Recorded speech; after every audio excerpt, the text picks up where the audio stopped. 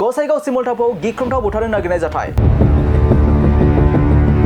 गसाइगाव महकुमानि सिङाव थानाय आसाम बंग सीमानि सिमलटापु गामियाव जायो गिख्रंथाव बुथारनो नागिरनाय जाथाय। सिमलटापु गामिनि मिन्टु आलीखौ सासे सुबुङा बुथारनो हुमखि होनायनि गोख्रों अजद बायदिब्ला ड्राग्स माफिया आब्दुल रशीद शेखआ मिन्टु आलीनि फालांगिखौ बन्द खालामनो दाबि खालामदोंमोन। फालांगिखौ बन्द खालामैनि जाउनावनो मिन्टुखौ बुथारनायनि हुमखि होदों होननानै गोख्रों अजद ड्राग्स माफियानि हेंथायै। थांनाय 5 बोसोरनिफ्रायनो आब्दुल रशीद शेखआ बिथांखौ बायदि रोखोमनि हुमखि होबोगासिनो दं होनना गोख्रों अजद बायदिब्ला दुथां ड्राग्स माफियाया गुबुन 3-4जों लोगोसे सान-हर हाथियार लानानै सिमलटापु गामियाव बेरायबाय थादों होननानै मिन्टु आलीखौ बुथारनो थाखाय गिलु-बालु हुमखि होबोगासिनो दं होनना गोख्रों अजद दुथांनि सायाव।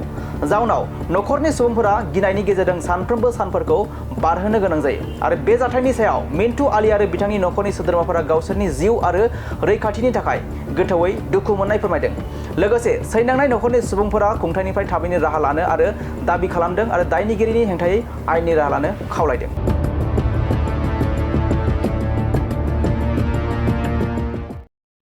মোর নাম মিন্টু, গাঁও 3 নম্বর শিমলটাপু।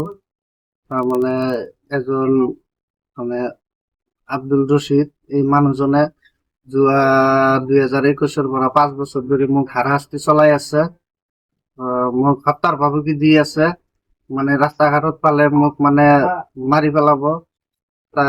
তেওঁ মানে ডেগাৰ লৈ ঘূৰি ফুৰি থাকে সদায়। তাৰ লগত 2-3জন মানুহ থাকে। মানুহজনৰ ঘৰ ক'ত?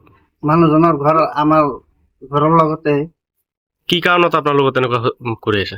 মই মানে তেওঁ মানে আগৰ পৰা ড্ৰাগছ খায়, গাঞ্জা খায়। খোৱাৰ পিছত সেইটোতো মোৰ মামা হয়, নিজৰ মামা।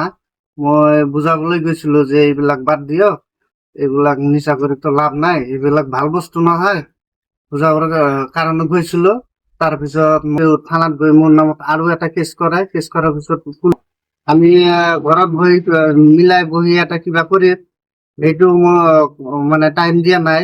তেওঁ মানে কৈ আছে যে মোক জেলত পঠাই দিব। মই এতিয়া কৈ আছো যে মিডিয়াৰ সংবাদ মাধ্যমে মানে ৰিকুৱেষ্ট কৰি আছো যে এইটো মোৰ মানে এটা ন্যায় লাগে। চাওক, অনাগত দিনত যদি ওপৰত যদি কোনো ধৰণৰ আক্ৰমণ হয়, দায়ী হ'ব ইয়াত আব্দুল ৰশিদ আৰু মুন্না ফালি আৰু দানেশ আলী। এই 2জন সাক্ষী আছে। এই 3টা পৰিয়ালে মোক মানে 5 বছৰ ধৰি এটা টাৰ্গেট কৰি আছে। মোৰ ফেমিলিক মানে টাৰ্গেট কৰি আছে।